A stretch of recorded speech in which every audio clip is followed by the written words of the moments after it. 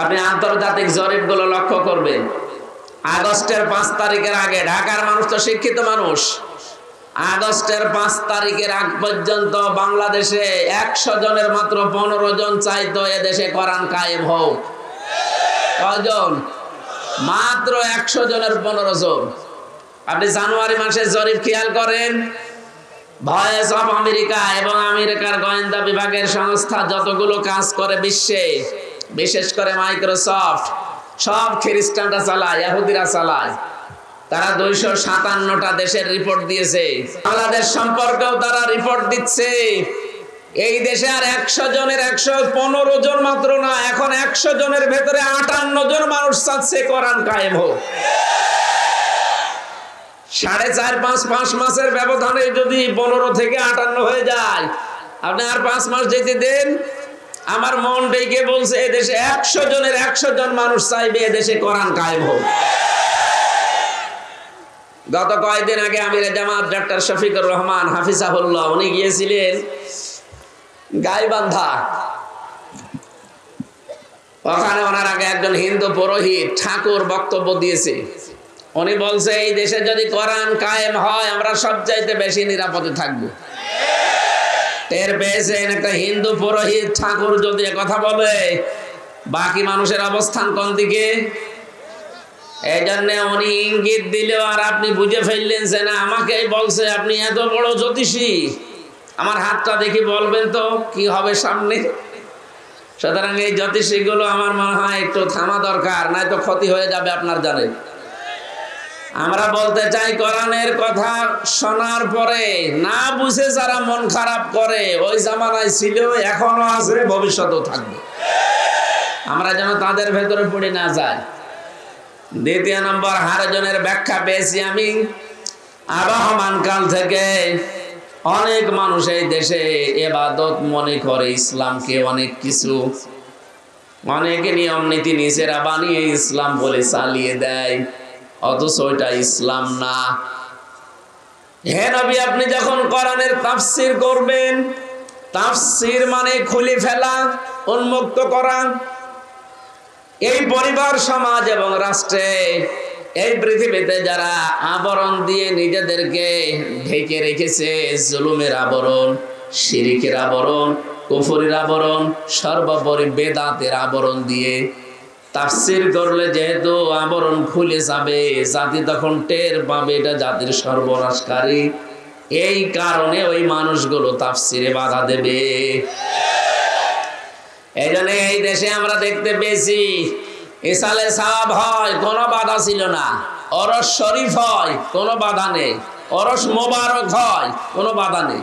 63 দিন চলছে নবীর জন্মদিন মৃত্যুদিন পালন করা, কোনো বাধা নেই। বাধা ছিল শুধু এই দেশে তাফসীরুল কোরআন মাহফিলে। বলেন, কারণ ওরা জানতে মাতাল হলো তাহলে ঠিক আছে। ওরা জানতো যে তাফসীর যদি হয় জনগণ কিন্তু জেনে ফেলবে। এই জন্য তাফসীর মাহফিলে সবচাইতে বেশি বাধা দিয়েছিল ওই জামানায় আবু জেহেল। কে? আরো জোরে বলেন। রব্বুল আলামিন ওর কথাটা কোরআনে কোট করেছেন। আল্লাহ পাক জানাতে চেয়েছেন আবু জেহেল হয়তো 1500 বছর পরে বাংলাদেশ নামক একটা দেশে থাকবে না, কিন্তু ওর পেতার তারা থাকবে। আবু জেহেল যা করেছিল কোরআনের সাথে, ওর পেতার তারা ঠিক তাই করবে। ওরা ওই সময় বলেছিল ওয়াল গাউফি, শোনা তো যাবেই না। কোরআনের আয়োজন হলেই সেখানে হট্টগোল করে, মারামারি গন্ডগোল করে বন্ধ করে দাও। লাআল্লাকুম তাগলিবুন, আশা করা যায় তোমরা বিজয়ী হবে। আবু জেহেল খুব ভালোভাবে জানতো যে আমি যে চেয়ারে বসে আছি, চেয়ার অবৈধ। কথা বলে না কেন? আবু জেহেল চেয়ারের বৈধ ছিল না অবৈধ ছিল? এই জন্য আমরা চাই 15.5 বছরে যারা চেয়ারে ছিলেন আপনারা কিন্তু অবৈধ, আপনার নিজেরাও জানেন, কারণ আমরা আপনাকে ভোট দেইনি। আমার 33 বছর বয়স, 92 সালে আমার জন্ম। এই হিসাবে এই 33 বছরে 18 বছর থেকেও যদি আমি ভোট দেওয়া আরম্ভ করতাম, 3 বার ভোট দিতে পারতাম, একবারও পারি নাই। তার মানে এই দেশে ভোট হয়নি। কথা বলেন না কেন? এই 3 বারে যারা এমপি হয়েছেন, মন্ত্রী হয়েছেন, উপজেলা চেয়ারম্যান হয়েছেন, মেয়র হয়েছেন, তারা যদি ভবিষ্যতে কেউ সাবেক এমপি, সাবেক মন্ত্রী লেখেন, এটাও একটা অবৈধ কাজ হবে না। আপনি এতটুকু লিখতে পারবেন যে সাবেক চোর। আপনি যেটা ছিলেন ওইটা লিখবেন, অসুবিধা কি? না আরেকটু বেশি করে আমি দিয়ে দিলাম ডিগ্রি আপনার, আপনি লিখবেন সাবেক ডাকাত। আপনি যে ভোট ডাকাতি করেছেন, ভোট চুরি করেছেন, সেটা লিখে দেবেন। মানুষ জানবে যে না, একটা মানুষ পাওয়া গেছে। আজকের মাহফিলে যে একজনের নামে দেখছেন না সাবেক লেখা, আপনার নামও সাবেক লেখা থাকবে আগামীতে, কিন্তু সাবেক সংসদ সদস্য না। আপনি লিখবেন সাবেক ডাকাত বা সাবেক চোর। অন্তত এইটা দেখেও যেন সামনে কেউ এই চুরি করে, ডাকাতি করে আর চেয়ারে বসার স্বাদ আর না দেখে। এই কথা বলে না কেন? আমরা চাই এই দেশটাকে যোগ্য মানুষদের হাতে তুলে দিতে। যে মানুষগুলো জীবন দিয়ে গেল, প্রত্যেকের আশা আকাঙ্ক্ষা এইটাই ছিল যে দেশ যারা চালাবে বৈষম্য মুক্ত করে চালাবে।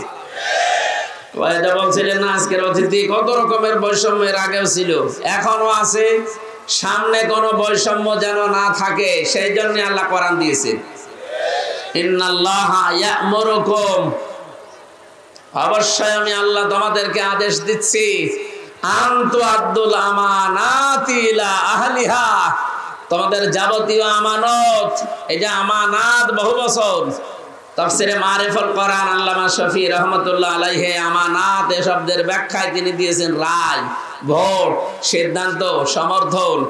সুতরাং যারা ভোটের কথা শুনলে, রায়ের কথা শুনলে অনেকে মনে করে যে রাজনীতির কথা বলে, ধর্ম ব্যবসায়ী, এ কথা এখন বলছে না অনেকে। তাফসির মাহফিলের নামে তারা ভোট চায় মানুষের কাছে। আরে ভাই, ভয়কার ট লিখা থাকলে আমি করব কি? আমি কি আয়াত বাদ দিয়ে দেব?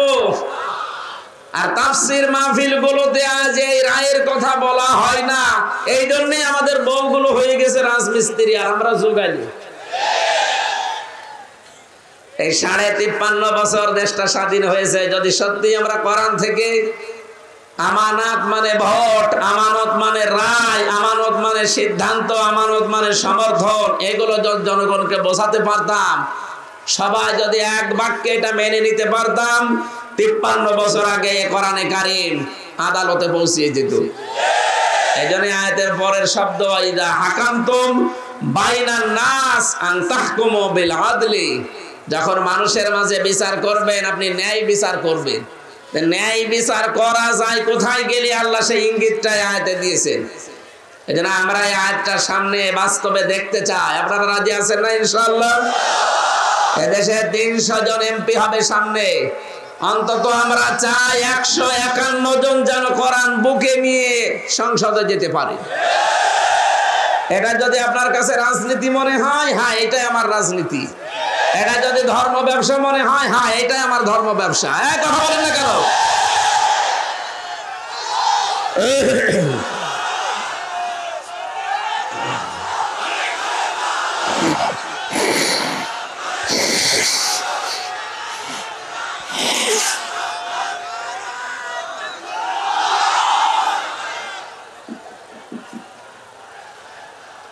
আলহামদুলিল্লাহ ভাই, কথা বলার সময় দেবেন। যারা যে কথাগুলো শোনার পরে বুঝে ফেলেন যে আমরা কি বলতে চাই, এতদিন কোথায় ছিলেন? 15.5 বছর বসেননি।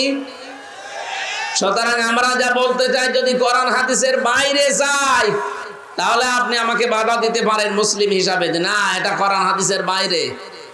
কোরআন হাদিসের কথা বললে বাধা দেওয়ার কথা তো আবু জেহেলের আর তার বেদাত্তাদের। আপনি বাধা দিতে আসেন, আপনি কি আবু জেহেল? বলেন। এই 15.5 বছরে আমরা যারা আজ টিকে আছি, জীবন তো দিয়ে গেল অনেকেই। সেই 2006 থেকে 24 পর্যন্ত, 28 অক্টোবর থেকে আরম্ভ হয়েছে। জসিম ভাইকে তারা পিটিয়ে, সাপের মতো পিটিয়ে, লগি বইটা দিয়ে হত্যা করে আবার লাশের উপরে ড্যান্স দিল। পৃথিবীর ইতিহাস পাল্টিয়ে ফেলেছে তারা। আমি যত ইতিহাস পড়েছি, কোন মানুষ হত্যা করার পরে লাশের উপরে ড্যান্স দেয়, এটা আইএমএ জাহিলিয়াতের যুগেও পাইনি। কিন্তু আওয়ামী জাহিলিয়াতের যুগে আমি পেয়েছি। কথা বলে না কেন? মানুষ কত বিবেক, কত নিচে নেমে গেলে কাজ করতে পারে বলেন। এর পরের বছর 7 সাল আমি সিরাজগঞ্জ থেকে যাচ্ছিলাম একটা অনুষ্ঠান শেষ করে, বাসের ড্রাইভারের পেছনে বসে আছি। ড্রাইভার গাড়ি মাঝখান দিয়ে চালিয়ে না দিয়ে বাম দিয়ে চালিয়ে দিল, গাড়ি ঝাঁকি দিয়েছে। ড্রাইভারকে বললাম আপনি এমন করলেন, এখনই তো উল্টিয়েছে। তো ড্রাইভার আমারে বলছে হুজুর দেখেন না একটা কুকুর পড়ে আছে, মরা কুকুর, আমি ডবল করে ওর গার উপরে চাকা চালিয়ে দেব, আমার বিবেক নেই। আমি বললাম ও তো মরা কুকুর, মরে গেছে, ওরে ডবল করে মারলে কি আর না মারলে কি? ড্রাইভার আমার দিকে ঘুরে বলছে হুজুর আপনি কি আসলে হুজুর? আপনি কেমন হুজুর? আপনি দেখেন একটা মরা কুকুর পড়ে আছে, আমি ডবল করে চাকা চালাবো, আমার বিবেক কি মরে গেছে? আপনার নাম কি? বলছে সুব্রত। আপনার ঈমান নেই কিন্তু বিবেক আছে। কথা বলে না কেন? আপনার ঈমান নেই, আপনার নাম শুনে আমি বুঝেছি যে আপনার ঈমান নেই, কিন্তু কি আছে? কিন্তু গত বছর, আজকে তো 7 সাল, গত বছর 6 সালে আগস্টের 28 তারিখে লগি বৈঠা দিয়ে অনেকে আমার জসিম ভাইকে পিটিয়ে মারার পরে লাশের উপরে ড্যান্স দিল। আশরাফুল মাখলুক আছে, এদেরকে আপনি কি ঈমানও নেই বিবেকও নেই? আর পৃথিবীতে যারা বিবেক কাজে লাগায় না, ওয়াজালুর রিজসা আলাল্লাযিনা লা ইয়াকিলুন, সূরা ইউনূসের 100 নম্বর আয়াতের শেষের দিকে আছে। আল্লাহ পাক বলেন যারা বিবেক কাজে লাগাবে না, ভুল সিদ্ধান্ত তাদের উপরে আল্লাহ চাপিয়ে দেবে, যেটা আমরা 15.5 বছরে দেখলাম। কথা বলেন না কেন? এজন্য বিবেক যদি কেউ কাজে লাগাতে পারেন, আপনি পথ হারাবেন না। আগামীতেও যারা আসতেছেন, যে আসবেন, কে আসবেন আমরা জানি না, যারা আসবেন বিবেকটা যেন আপনার কাজে লাগে, নয়তো আপনিও পথ হারিয়ে ফেলবেন। আমার ভাইরা, আমি যে কথা তুলেছিলাম, কোরআনে কারীম যারা শুনতে এসেছি এই ময়দানে, আমরা যারা বলতে এসেছি, দ্বিতীয় হারাজনের ব্যাখ্যা আমি ছিলাম। কোরআনের কথা সঠিকভাবে তুলে ধরলে ওই মানুষগুলো মন খারাপ করবে, রাগ করবে, বাধা দেবে, যাদের ব্যবসায় ভাটা পড়ার কথা।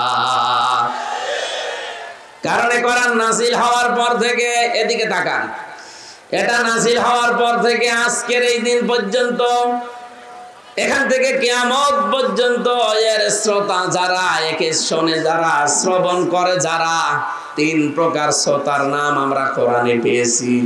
1 নম্বরে যার নাম বললাম আবু জেহেল কাফের, নাম কি? 2 নম্বরে শুনতে আসতো ওই জামানায় যারা মুনাফিক, তারা বিশ্বাস করতো কোরআন আল্লাহর কিতাব, কিন্তু যখন শুনতে এসে দেখে যে আমার পরিবার যেভাবে চলে কোরআনের সাথে মেলে না, আমার সমাজ যেভাবে চলে কোরআনের সাথে মেলে না, আমি যে রাজনীতি করি কোরআনের সাথে মেলে না, তখন আস্তে করে পেছন দিক থেকে তারা কেটে পড়তো। আল্লাহর ভাষায় তারা মুনাফিক। 1 নম্বরে কাফের বাধা দিয়েছে। আপনি দলিল নিতে চাইলে সূরা হামিম সাজদা 26 নম্বর আয়াতে পাবেন। 2 নম্বরে মুনাফিক শোনার পরে পেছন ফিরে কেটে পড়েছে। দলিল নিতে চাইলে সূরা নিসার 61 নম্বর আয়াত। 3 নম্বরে কোরআন শুনতে এসেছে তারা, যারা মুমিন। আল্লাহ রাব্বুল আলামিন তাদের চরিত্রের বর্ণনা দিয়েছেন, ইন্নামাল মুমিনুনা আল্লাযীনা ইযা যুকিরাল্লাহু ওয়াজিলাত কুলুবুহুম। আল্লাহর দৃষ্টিতে মুমিন তো তারা, যে মানুষগুলোর সামনে আল্লাহর নাম উচ্চারণ হলে তাদের অন্তরাত্মা কেঁপে ওঠে। ওয়া ইযা তুলিয়াত আলাইহিম আয়াতুহু যাদাতহুম ঈমানা। কোরআনে কারীম থেকে যখন তাদেরকে তেলাওয়াত করে শোনানো হয়, এর মর্মবাণীগুলো বোঝার পরে এই মানুষগুলোর ঈমান যা আছে আরো বেড়ে যায়। ওয়া আলা রাব্বিহিম ইয়াতাওয়াক্কালুন। বাড়ি যাওয়ার আগে তারা সিদ্ধান্ত নিয়ে যায়, এই পৃথিবীতে যে কোনো কাজে ভরসা করব কার প্রতি? প্রথম নম্বরে আমরা এখানে ওইরকম শ্রোতা নেই যারা বাধা দেয়, তারা যেহেতু কাফের। আর এখানে কাফের আছে নেই। 2 নম্বরে মুনাফিক, শুনতে আসে কিন্তু যখন দেখে যে না আমার সাথে তো মিলছে না, কারণ আমি সুদ ভিত্তিক অর্থনীতির সাথে জড়িত। কথা বলে দেখেন, ওরা বিশ্বাস করে কিন্তু যে কোরআন আল্লাহর কিতাব, হামজা বানিয়ে বলবে না, ওর বাবার কথা বলবে না। যখন দেখে যে না এগুলো তো মিলছে না, তখন আস্তে করে পিছন দিক থেকে কেটে পড়ে। আমি খুলনায় জেলেতে 3 বছর ছিলাম। জেলে যাওয়ার আগে আমি একবার খুলনায় এক মাহফিলে সভাপতি আমার কানের কাছে এসে বলছে, হুজুর দিনকাল ভালো না, রাজনৈতিক কোনো কথা বলার দরকার নেই, আপনি এক কাজ করেন, পারিবারিক জীবনে যেহেতু কোনো ঝামেলা নেই, পারিবারিক জীবন নিয়ে কথা বলেন। স্বামী স্ত্রীর ভেতরে কেন গন্ডগোল হয় আর এটা কি করে মেটানো লাগবে আপনি ওইগুলো বলবেন। ঠিক আছে, সূরা নিসা 34 নম্বর আয়াতটা শুরু করলাম যে এই কারণে গন্ডগোল হয় আর এগুলোর কারণে এটা মেটানোর পদ্ধতি আছে এর পরের আয়াতগুলোতে। ও আল্লাহ, আমি জানি না যে ওনার ওই দিন সমস্যা হয়েছে, মোনাজাত করে বাড়িতে গেলাম, খাবার দেবে তো না, মুখ গোমরা করিয়াস। কি কথা বলছে না কেন? বলছো হুজুর আমার বউর সাথে যে আমার গন্ডগোল, আপনাকে বলল কে? কে বলবে না? আপনাকে ঠিক কেউ বলে দিয়েছে? আপনি যা যা বললেন আজকে সব আজকে আমার হয়েছে। বলেন তো আমার কেউ বলে দিয়েছিল? বলেছে একজন। কে? উনি 1000 বছর আগে জানিয়েছে যে এই কারণে গন্ডগোল হয়। এখন আপনি রাজনৈতিক জীবনে কোরআনে কারিমে যে নিয়ম নীতি আছে এটা আপনি মানেন না, বলতে গেলে তো আপনার সাথে মিলে যাবে। আমি করবো কি? আমি সব জীবন বাদ দিলাম, এখানে 9টা জীবনের কথা আছে। আমি একটা জীবন যেহেতু সামনে, এই জীবনটা আমাদের খুব দরকার, ওই জীবনের 5টা ইঙ্গিত দিয়ে আমরা তাফসীর মাহফিলে প্রবেশ করব। 1 নম্বরে রাজনৈতিক জীবনের নাম শুনলে যেহেতু মানুষ উলট পালট ধারণা করে, রাজনীতি, রাজার নীতি। এই পৃথিবীর রাজাকে, তাহলে ওনার নীতি বাদ দিয়ে আপনি কার নীতি করতে চান? আলেমদেরকে আসলেই বলেন যে হলো রাজনৈতিক কথা বলবেন না। আরে ভাই, পড়া কোরআনে 918 জায়গায় আমি রাজনীতির কথা পেয়েছি। আমার এই ছোট মাথায় যদি এত হয়, যে বড় বড় মাথা যাদের, ওনারা তো আরো বেশি পাবে। অথচ কত মানুষ অলরেডি বলেই ফেলেছে যে কোরআনের সাথে রাজনীতির কোনো সম্পর্ক নেই। যেই লোকটাই কথা বলেছে সে যদি আমার সামনে সূরা ফাতিহা শুদ্ধ করে পড়তে পারে, আমি মিষ্টি খাওয়াবো। আর যদি পড়তে না পারে, আমার মনে হয় ওনারা তওবা করে অন্তত পুনরায় মুসলমান হওয়া দরকার। রাজনীতি একটা ইবাদত। বিশ্ব নবী যেহেতু নিজে রাষ্ট্রপ্রধান ছিলেন, রাজনীতি না করলে রাষ্ট্রপ্রধান হওয়া যায় না। কথা বলেন না কেন? আমাদের যিনি আছেন শাহাবুদ্দিন চপ্পু, উনি পর্যন্ত কয়েকদিন আগে কিন্তু ঘোষণা দিয়েছিল যে আমার ঠেলা দিয়ে ফেলা যাবে না, আমি রাজনীতি করা মানুষ। এ কথা বলেছিল না? যে রাজনীতি না করলে উনিও রাষ্ট্রপতি হতে পারতেন না। এতটুকু একটা দেশের রাষ্ট্রপ্রধান যদি রাষ্ট্রপতি হওয়ার জন্য রাজনীতি করা লাগে, আমাদের নবী মুহাম্মদ রাসূলুল্লাহ সাল্লাল্লাহু আলাইহি সাল্লাম উনি যে 10 বছর রাষ্ট্রপতি ছিলেন, এটা কি মিথ্যা কথা? এটা মিথ্যা কথা? তাহলে আমাদেরকে অবশ্যই রাজনীতি সামনে করা লাগবে। নবীর উম্মত দাবি করলে মাস্ট বিয়ে পথে আসাই লাগবে আপনাকে। আপনি যাই মনে করেন যেটা দুনিয়ার কাজ হোক, এই দুনিয়ার কাজ দিয়ে আপনার আখিরাতের জান্নাত তৈরি হবে। এবার আমি শুধু পয়েন্টগুলো বলছি। এই পৃথিবীতে কেউ যদি রাজনীতি করতে চায়, নেতৃত্ব দিতে চায়, নেতা হতে চায়, কোরআনে কারীম পুরাটা পড়ে আমি 5টা গুণাবলীর কথা পেয়েছি। 1 নম্বরে রাজনীতি করতে হলে তাকে জ্ঞানী হওয়া লাগবে। কি হওয়া লাগবে? সূরা বাকারা 247 নম্বর আয়াতে এই তথ্যটা আছে। ক্বালা ইন্নাল্লাহা ওয়াসতাফাহু আলাইকুম ওয়া যাদাহু বাসতাতান ফিল ইলমি ওয়াল জিসম ইলা আখিরি আয়াত। এখানে হযরত দাউদ আলাইহিস সালামের কথা যদিও বলা হয়েছে, আমি তাফসীরের ভেতরে পড়েছি, যারা কিয়ামত পর্যন্ত দুনিয়ায় নেতৃত্ব দিতে চায় প্রথমেই তাদের দুইটা কোয়ালিটি থাকতে হবে। এক নম্বরে শরীরের শক্তি থাকা লাগবে, দুই নম্বরে জ্ঞান থাকা লাগবে। আপনি তাকান তো আমাদের দেশের দিকে যারা রাজনীতি করছে, ওল্ড হয়ে গেছে, বিশেষ করে এই যে হিরো আলম, এর ঠেলা দিলে পড়ে যাবে না, শরীরে কোনো শক্তি আছে। দুই নম্বরে জ্ঞান। আমরা এমন জ্ঞানী নেতা এই দেশে পাই যারা বলে আগামীকাল ঈদুল আজহার জানাজার নামাজ অনুষ্ঠিত হবে। এই যদি জ্ঞানের বহর হয় নেতা, এর তো রাজনীতি করা যায় না। কথা বলেন না কেন? নেতা হওয়ার কোয়ালিটি বলছিলাম 5টা। আপনাকে শক্তিশালী এবং জ্ঞানী হওয়া লাগবে। আমি কি বানিয়ে বললাম এটা? সূরা বাকারা 247 নম্বর আয়াত, 2 নম্বর পারা 19 নম্বর পৃষ্ঠা 14 নম্বর লাইনে আছে। বাড়ি যেয়ে মিলিয়ে দেখবেন, যে কোনো তাফসীর পড়লে পাবেন। 2 নম্বরে পেয়েছি আমি সূরা শুআরা 152 নম্বর আয়াত, 19 নম্বর পারা 12 নম্বর পৃষ্ঠার 5 নম্বর লাইনে এটা আছে, ওয়ালা তুতিউ আমরাল মুসরিফিন আল্লাযীনা ইউফসিদুনা ফিল আরদি ওয়ালা ইউসলিহুন। এই পৃথিবীতে যারা অপচয় করে আর সীমা লঙ্ঘন করে, তারা নেতৃত্ব দেওয়া জায়েজ নেই। আপনি 53 বছরই মিলান তো, যারা এদেশে নেতৃত্ব দিল, কত নেতা অপচয়ের পুরা জীবনটাই ভরা, বলেন। আর সীমা লঙ্ঘন তো না আমি নিলাম না, পুরাটা জীবনই সীমা লঙ্ঘন করে আছে। আরে ভাই, আপনার জন্য তো নেতৃত্ব দেওয়া জায়েজ নেই। আমি যত তাফসীর গর্ব বলছি, এই জন্য শুধু পয়েন্ট বলছি। 3 নম্বরে বেশি আমি পৃথিবীর ময়দানে যারা গাফেল, এটা সূরা কাহফের ভেতরে আছে, 28 নম্বর আয়াতে পাবেন, শেষের দিকে আছে। রব্বুল আলামিন বলেন, যে মানুষগুলো দুনিয়াতে আল্লাহর জিকির থেকে, আল্লাহর স্মরণ থেকে গাফেল, তাদের নেতৃত্ব দেওয়া জায়েজ নেই, তাদের অনুসরণ করা জায়েজ নেই। 4 নাম্বারটা একটু ঝামেলা, আমি এটা বাদ দিয়ে 5 নাম্বারে চলে গেলাম। ঠিক আছে, আপনি মেনে নিতে পারলে আমার বলতে অসুবিধা নেই। মেনে নিতে পারার মতো এরকম সৎ সাহস আছে কার কার দেখি? আলহামদুলিল্লাহ, আমি সাহস পেয়েছি বলা। ঠিক আছে, আপনি শুধু আমার কথা না, বাড়ি যেয়ে মিলাবেন।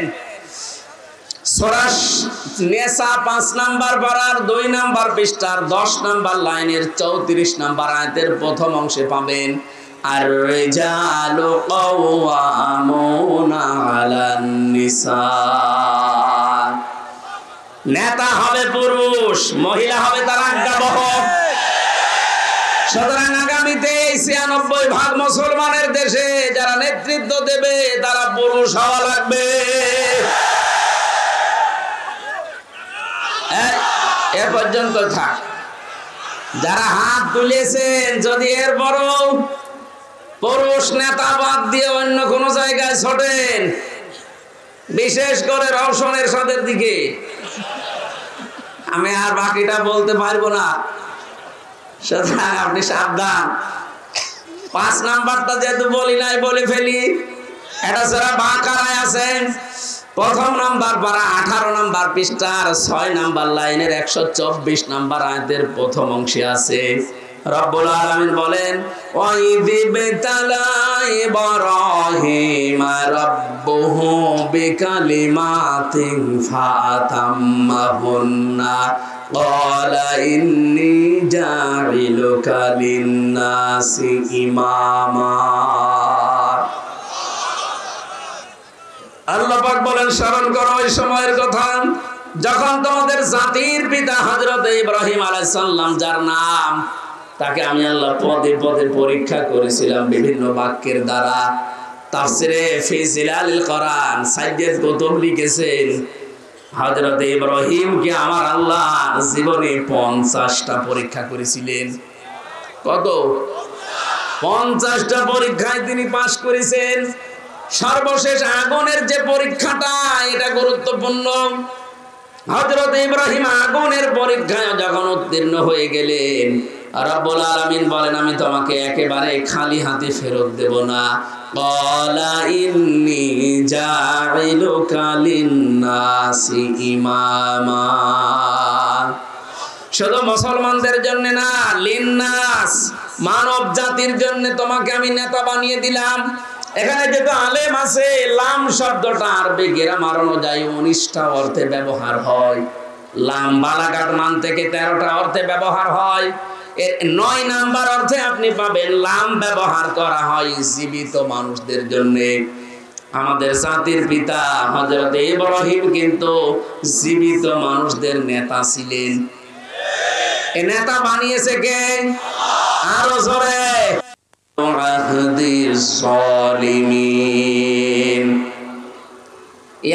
এটা মোসারে বর্তমান ভবিষ্যৎ, প্রেজেন্ট ফিউচার। আহাদিস জালিমিন এটা বহু বচন। ভালো করে খেয়াল করেন, আল্লাহ শুধু অতীতের শব্দ দেয়নি, এনালু মোসারে দিয়েছেন। রব্বুল আলামিন বলেন, ইব্রাহিম তোমার সন্তানাদের ভেতরে নেতৃত্ব দিতে পারবে, নেতা হতে পারবে তারা, কিন্তু যারা জালেম তাদের জন্য আমার কোনো অঙ্গীকার নেই, ওয়াদা নেই।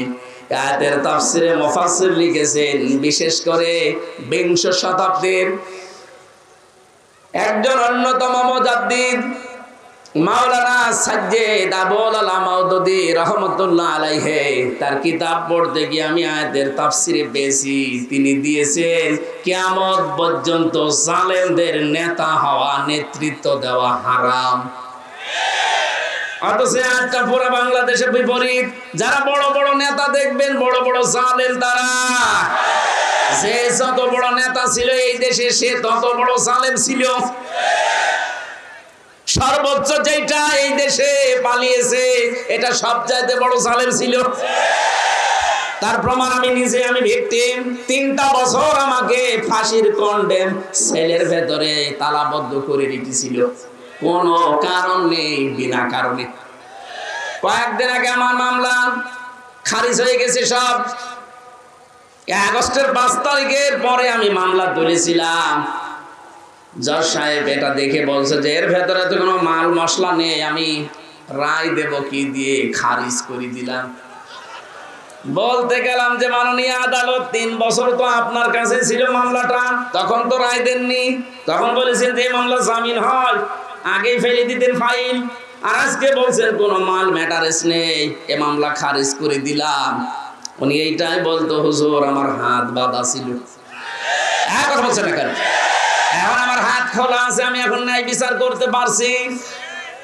আমরা এইটাই চাই। বাংলায় 1628টা চেয়ার আছে। কত?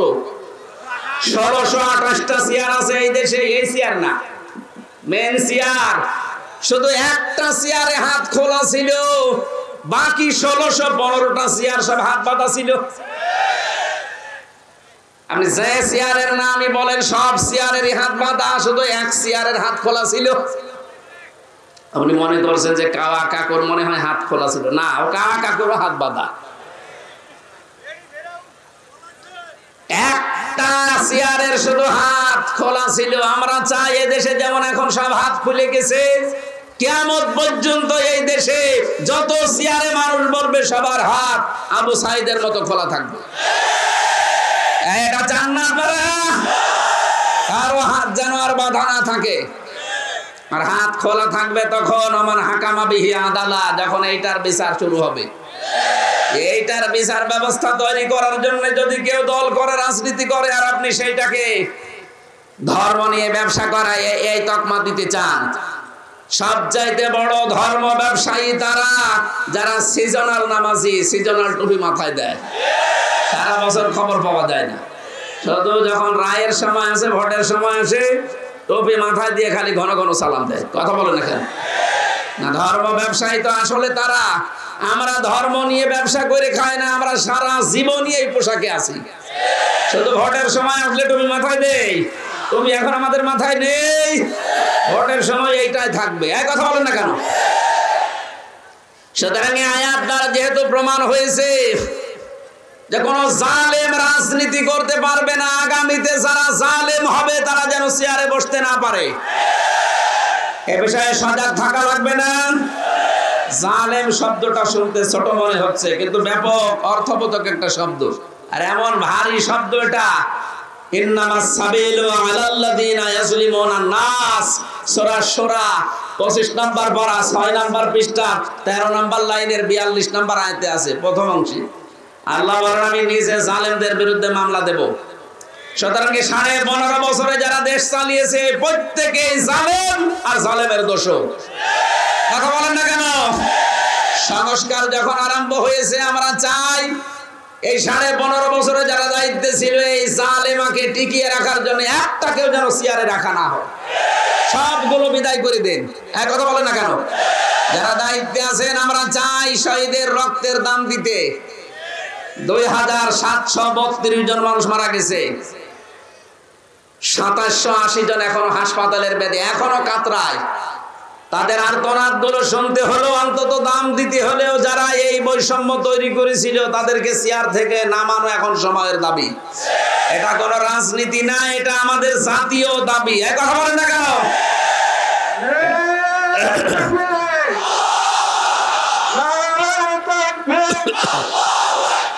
ইসলামের শত্রুরা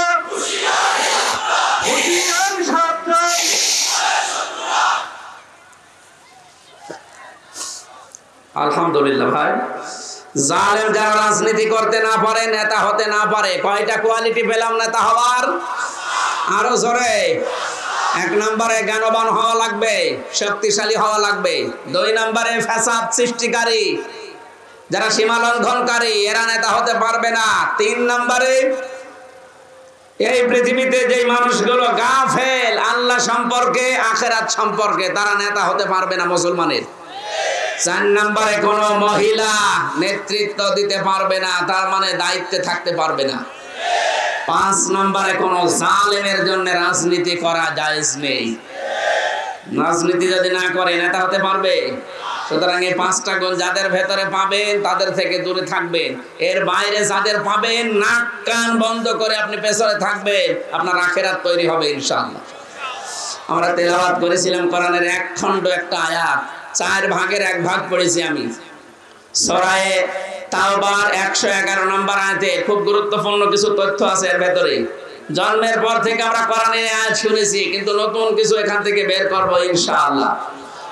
রব্বুল আলামিন বলেন ইন্নাল্লাহ হাশতারা, অবশ্যই আমি আল্লাহ কিনে নিয়েছি, ক্রয় করে নিয়েছি, মিনাল মুমিনিনা, মুমিনদের কাছ থেকে, আনফুসাহুম, তাদের জীবন, ওয়া আমওয়ালাহুম, তাদের সম্পদ, বিআন্না লাহুমুল জান্নাহ, বিনিময়ে যেটা দিয়ে দিয়েছি তার নাম জান্নাত। এটা বাংলা অর্থ ছিল, এবার আসেন তো বাস্তবে নিয়ে যাই। এই পৃথিবীতে 2টা কাতার আছে আল্লাহর কাছে সবচাইতে বেশি প্রিয় কাতার। একটা হচ্ছে ইন্নাল্লাহা ইউহিব্বুল্লাযীনা ইউকাতিলুনা ফি সাবিলিহি সাফফান কান্নাহুম বুনিয়ানুম মারসুস। সূরা সফের 4 নম্বর আয়াতে আল্লাহ জানিয়েছেন অবশ্যই আমি আল্লাহ সবচাইতে বেশি পছন্দ করি, ভালোবাসি ওই কাতারকে, যেই কাতার সীসা গলা প্রাচীরের মতো ঐক্যবদ্ধ হয়ে আল্লাহর দ্বীন কায়েমের চেষ্টা করে। এই কাতার যদি বাংলাদেশে থাকে আপনি অবশ্যই সেই কাতারে শামিল হবেন, আল্লাহর প্রিয় পাত্র হওয়া যাবে। 2 নম্বরে নামাজের যে কাতার, এই কাতারের দিকে আল্লাহ কুদরতের নজর দিয়ে তাকিয়ে থাকে, বলেন সুবহানাল্লাহ। এখানে আমরা যেহেতু ক্রয় বিক্রয়ের একটা নাম শুনলাম, আল্লাহ রাব্বুল আলামিন নিজে এখানে ক্রেতা আর বিক্রেতা হচ্ছে দুনিয়ার যারা মুমিন তারা। আল্লাহ কিন্তু সবার সম্পদ, সবার জীবন কিনতে চান না। আল্লাহ বলেন ইন্নাল্লাহ হাশতারা মিনাল মুমিনিনা, আমি মুমিনদের কাছ থেকে কিনতে চাই। তিনি যদি বলতেন ইন্নাল্লাহ হাশতারা মিনাল মুনাফিকিনা মিনাল মুশরিকিনা মিনাল কাফিরিনা, যে কাফেরদের কাছে, মুশরিকদের কাছে, মুনাফিকদের কাছে কিনতে চাই, তাহলে আমরা যে সে আমাদের জীবন আর সম্পদ আল্লাহকে দিয়ে দিলে উনি নিয়ে নিত। আল্লাহ বলেন না, আমি কিনতে চাই শুধুমাত্র মুমিনের কাছে। কার কাছে? আরো জোরে বলেন। এবার আমার প্রশ্ন, আমরা মুমিন হয়েছি কিনা? মুমিন যদি এখনো হতে না পারি, সত্যিই কিন্তু আমাদের সম্পদ, আমাদের জীবন আল্লাহ কিনবে না। আজ বাংলাদেশের সাথে আমি আয়াতটা মিলিয়ে দেখেছি, বহু মুসলমান দাবি করে অথচ এখনো মুমিন হতে পারে নাই। এই লোকটা মসজিদের টাইলস লাগিয়ে দেয়, মাদ্রাসায় ফ্যান কিনে দেয়, পুরাটাই পানিতে ফেলা হবে। আর আপনি মুমিন না হলে আপনার সম্পদ আল্লাহ কিনবে না। এখন যদি আমি বাজারে যাই, কোনো পচা মাছ আমি হামজা যেমন কিনতে রাজি না, দরকার হয় মাছ কিনবো না, তারপরও পচা মাছ কিনতে আমি রাজি আছি। কথা বলে না কেন? আমার চাইতে আল্লাহর মেধা, যোগ্যতা, দক্ষতা কত বেশি আপনি চিন্তা করেন। উনি যদি পৃথিবীর কিছু কিনতে চান, পচা জীবন, পচা সম্পদ কিনবে। আরো জোরে বলেন। মানুষের জীবন কখন পচে যায়, কখন নষ্ট হয়ে যায়, কোরআনে কারীম জানিয়েছে যে জীবনে শিরক প্রবেশ করেছে ওই জীবন পচে নষ্ট হয়ে গেছে। এজন্য আমাদের ঈমান যদি শিরক মুক্ত হয় তাহলে এটা পবিত্র, শিরক যুক্ত হলে এটা অপবিত্র। আপনি যতই সুন্দর ঈমানের দাবি করেন। ও ঢাকাবাসী, এবার আসেন তো শিরক শব্দটার সাথে পরিচিত হই। আল্লাহ যেটা পারে ওটা অন্য কেউ পারে, এই বিশ্বাস করার নাম শিরক। বলেন বলেন। ছেলে মেয়ে দিতে পারে কে? এখনো মায়াশা ইয়াহাবু লিমান ইয়াশাউ ইনাসা ইলা আখির আয়া। এদের প্রমাণ হচ্ছে ছেলে মেয়ে দেওয়ার দায়িত্ব কার? কোন বাবা পারে? কোন দরবার পারে? সুতরাং এখানে যাবেন না। নবীদের জীবনী পড়বেন। ৮৬ বছর বয়সে হযরতে ইব্রাহিম নবীর সন্তান হয়েছে ৮৬ বছর পর। তারপরেও তিনি কোনো কবরে, কোনো বাবার দরবারে গিয়েছেন? নবী মানুষ যদি ৮৬ বছর দোয়া করে তারপরে সন্তান হয়, আপনার তো ৮৬ বছর না, ৬ বছরও পার হয়নি, আপনি পাগল হয়ে গেছেন। সুতরাং অনেক মেয়েরা আশপাশে আছে, সাবধান, কোন ভণ্ড পীরের খপ্পরে পড়বেন না। সন্তান দেওয়ার ক্ষমতা কারণে অনেক ভণ্ড এখন বের হয় বিভিন্ন আস্তালায়, গাছতলায়, দরবারে, বলে যে আপেল পড়ে দিচ্ছে হুজুর। পীর সাহেব বাবা আপেল পড়ে দিলে নাকি ছেলে হয়। অনেক জায়গায় অনেক মেয়েরা দেখি তার স্বামীকে পাঠায়, বলে যে হামজা হুজুরের কাছে আপেল পড়ে নিয়ে আসেন, কারণ এর আগে খালি মেয়ে হয়েছে, ছেলে হয় না, হুজুর পড়ে দিলে ছেলে হবে। সেদিন দিনাজপুরে পেয়েছিলাম একজনকে, বলছে হুজুর আমার পর পর 4টা মেয়ে, আমি খুব আশা করে আছি যেন ছেলে হয়, এই আপেলটা পড়িয়ে দেন। বললাম আপেল আমারে দিন। আরে ভাই, আপেল পড়ে যদি ছেলে হয়, আমার পর পর 3টা মেয়ে, আমি আপেল পড়ে আমার বউরে খাবো? এগুলো সব বানোয়াট, সব ভিত্তিহীন। কোন মরা বাবা, কোন জিন্দা বাবার ক্ষমতা নেই অবৈধ কাজ ছাড়া বৈধভাবে আপনাকে সন্তান দিতে পারে। কোন বাবার কাছে গিয়ে যদি বৈধভাবে সন্তান কেউ নিয়ে আসতে পারে, এটা ডাহা মিথ্যা কথা। হ্যাঁ, সন্তান যদি হয়েও থাকে বুঝবেন এটা অবৈধভাবে। এক কথা বলে না কেন? এখন বহু ভণ্ড বাবার দ্বারা ভণ্ড সন্তান দুনিয়ায় আসছে না? আমি ইঙ্গিত দিলাম, সাবধান থাকবেন। তাহলে শিরকের পয়েন্ট বোঝাচ্ছিলাম যে আল্লাহ যেটা পারে ওটা অন্য কেউ পারে, এই বিশ্বাস করার নাম কি? আলালাহুল খালকু ওয়াল আমরু। সৃষ্টি যার, আইন চলবে তার। সুতরাং এই পৃথিবী সৃষ্টি করেছেন কে? এই প্রমাণ তো পেয়ে গেলে সূরা আরাফের 54 নম্বর আয়াতের মাঝের অংশে আছে, ইনিল হুকমু ইল্লা লিল্লাহ। সূরা ইউসুফ 40 নম্বর আয়াতের মাঝের অংশে আছে। বিধান চলবে কার? সুতরাং আল্লাহর তৈরি করা এই জমিনে আল্লাহর বিধান বাদ দিয়ে যারা মানুষের তৈরি করা আইন কানুন প্রতিষ্ঠা করতে চাচ্ছেন, আপনি শিরিক করছেন। আর শিরিক করলে মানুষ মুশরিক হয়ে যায়। মুশরিক হলে বিনা হিসাবে, বিনা বিচারে জাহান্নামী। এত দলিল দিয়েও যদি কেউ ফিরিয়ে না আসে, আমার মনে হয় ওর কপালে আর হেদায়েত নেই। বলেন তো এই দেশে এখন মুশরিক আছে কিনা? তাহলে আল্লাহ যেটা পারে ওইটা অন্য কেউ পারে। ইয়াকুলুনা হাল্লানা মিনাল আমরি মিন শাইইন কুল ইন্নাল আমরা কুল্লাহু লিল্লাহ।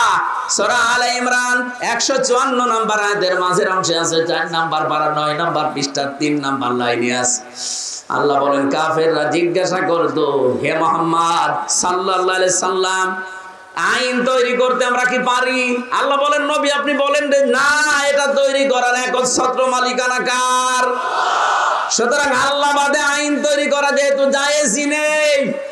এই 54 বছর যাদের তৈরি করা আইনে এই দেশ চলেছে, ডক্টর মোহাম্মদ কামাল তার বানানো এই সংবিধান এই দেশ থেকে তুলে দিয়ে কোরআনে কারিমে আল্লাহ একটা সংবিধান দিয়েছেন। সূরা ফুরকান 77টা আয়াত আছে, 73টা ধারা আছে।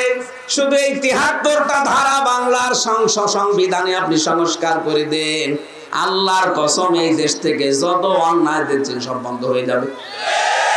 স্যার ব্যাখ্যা করছিলেন ফিতনার যত ফিতনা আছে সব দূর হওয়া সম্ভব শুধু এই সংবিধানের দ্বারা।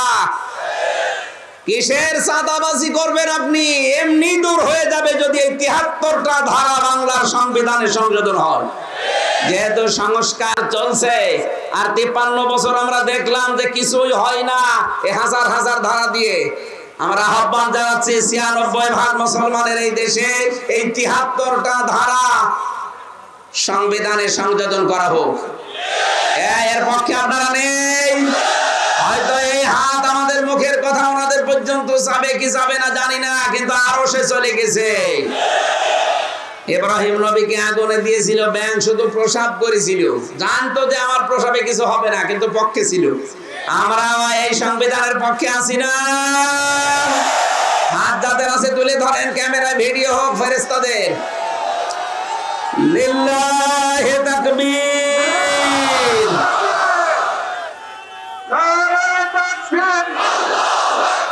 আল কোরআনের আলম,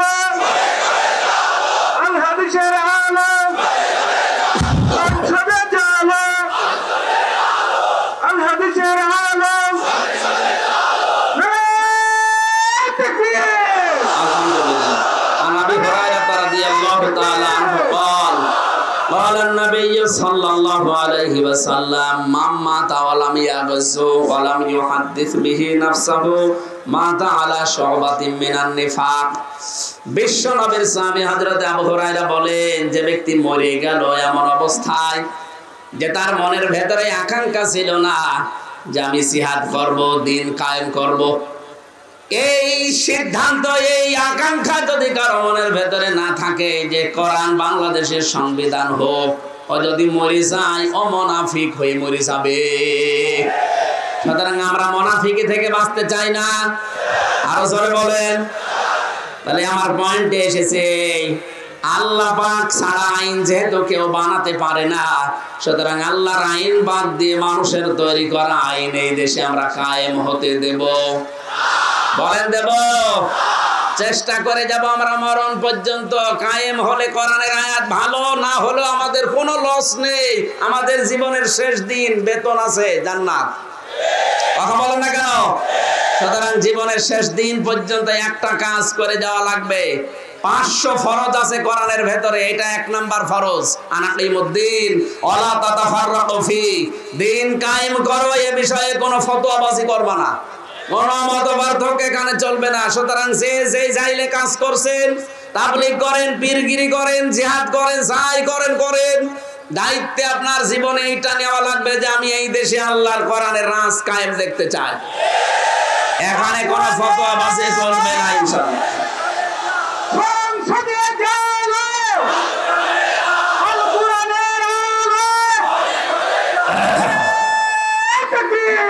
আমার ভাইরা, আমরা 2টা পয়েন্ট বললাম কি, আল্লাহ যেটা পারে ওটা অন্য কেউ পারে, বিশ্বাস করার নাম শিরিক। শিরিক যে করে সে মুশরিক, আর মুশরিকের জায়গা ইন্নাহু মান ইউশরিক বিল্লাহ ফাকাদ হারামাল্লাহু আলাইহিল জান্নাহ ওয়া মাওয়াহুন নার। যারা শিরিক করে তাদের জায়গা হচ্ছে জাহান্নাম, আর জান্নাত তাদের জন্য হারাম। সুতরাং আমরা কোন শিরিকে যেন না যাই। আল্লাহর তৈরি আইনের বিরুদ্ধে বাদ দিয়ে মানুষের তৈরি আইন যারাই প্রতিষ্ঠা করার জন্য দল করবেন, ভোট দেবেন, চিন্তা ভাবনা করবেন, চেষ্টা করবেন, আপনি মুশরিক হয়ে মারা যাবেন। আমি আপনাকে বাঁচাতে চাই। আপনি জাহান্নামে গেলে আমার কোনো লস নেই। হ্যাঁ, আল্লাহর কসম, আপনি জাহান্নামে গেলে আমার কোনো লস নেই, কিন্তু আমি কিয়ামতের দিন ধরা খেয়ে যাব যদি এই কথাটা আপনাকে না জানাই। সুতরাং বাংলা জনগণ সাবধানে, রেকর্ড হচ্ছে, সারা দেশে ছড়িয়ে যাচ্ছে। সবাইকে আমি আহ্বান জানাচ্ছি, আল্লাহর তৈরি করা আইন বাদ দিয়ে মানুষের তৈরি করা আইনের পেছনে থেকে তার জন্য শ্রম দিলে, সময় দিলে, দল করলে, ভোট করলে, রাজনীতি করলে আপনি জাহান্নামে যাচ্ছেন, আমি দেখতে পাচ্ছি। এরপরে বাকিটা আপনার বিবেকের উপরে। আর বিবেক অনুযায়ী যদি কাজ না করেন, আপনার উপরে ভুল চাপিয়ে দেবেন কে? দলিল কোথায় আছে? সূরা ইউনূস 11 নম্বর পারা 19 নম্বর পৃষ্ঠা 4 নম্বর লাইনের 100 নম্বর আয়াতের শেষের দিকে আছে। এত দলিল দিয়েও যদি কারো মন খারাপ হয়, আমার মনে হয় ওটা একটা টাটকা আবু জেহেল। আবু জেহেল এত খারাপ ছিল না। 2 নম্বরে আমওয়ালাহুম, আল্লাহ মাল কিনতে চান। মাল মানে আবুল মাল না, যেটা এই যে গতবার গেল কামাল, এই মাল না। মালের ব্যাখ্যা পেয়েছি আমি 4টা। আমার আজকের অনুষ্ঠান গাজীপুরে, ওইটা আসল মাহফিল ছিল। এটা আপনারা দায়িত্বশীল যারা আছে এদেরকে ধরে জোর করে নিয়েছেন। এমনি সালেমরা 3টা বছরে আমার ফাঁসির কন্ডেম ছেলে খাবার দেয়নি, খেয়ে না খেয়ে আমার শরীরটা শেষ করে দিয়েছে। 14 রকমের অসুখ আমার শরীরে। এরপরে রাত জাগা নিষেধ, ডাক্তাররা বারবার বলছে রাত 10টার ভেতরে ঘুমিয়ে পড়বেন, কিন্তু এখনই 9টা 10 বেজে গেছে। আমার মনে হয় এখন আর চালান ঠিক হবে না। এই আয়াতে এখনো লক্ষ লক্ষ কথা আছে। আগামীতে আবার কোনো জায়গায় আসলে আবার বলিয়েন, ওই মাহফিলে এখনো লক্ষাধিক মানুষ বসে আছে ভাই, ওখানে 9টায় ওঠার কথা, অলরেডি 9টা 10 বাজে। আমি আর চালাতে পারছি না, বারবার এই যে পেছন থেকে আওয়াজ আসছে, দেখতে পাচ্ছেন না? আগামীতে আসলে আবার কথা বলবো ইনশাআল্লাহ। আমি একটু মোনাজাত করে দিলাম, আল্লাহুম্মা আমিন। লা হাওলা ওয়ালা কুওয়াতা ইল্লা বিল্লাহিল আলিয়্যিল আযীম। আল্লাহ তাআলা যেভাবে আরম্ভ করেছিলাম, ঘন্টার পরে ঘন্টা বললেও তোমার বান্দা বান্দিরা চলে যেত না। অল্প সময় যে কথাগুলো বুঝিয়েছি আমল করার তৌফিক দাও। ইসলামী সমাজ কল্যাণ ট্রাস্ট কিয়ামত পর্যন্ত তুমি কায়েম করে নাও। কয়েকদিন আগে আমি পাবনা দারুল আমান ট্রাস্টের ময়দানে গিয়েছিলাম। মরহুম শহীদ আল্লামা আব্দুস সুবহান রহমাতুল্লাহ আলাইহির কবরের কাছে। রব্বুল আলামিন ওই ট্রাস্টের সাথে এই ট্রাস্টকেও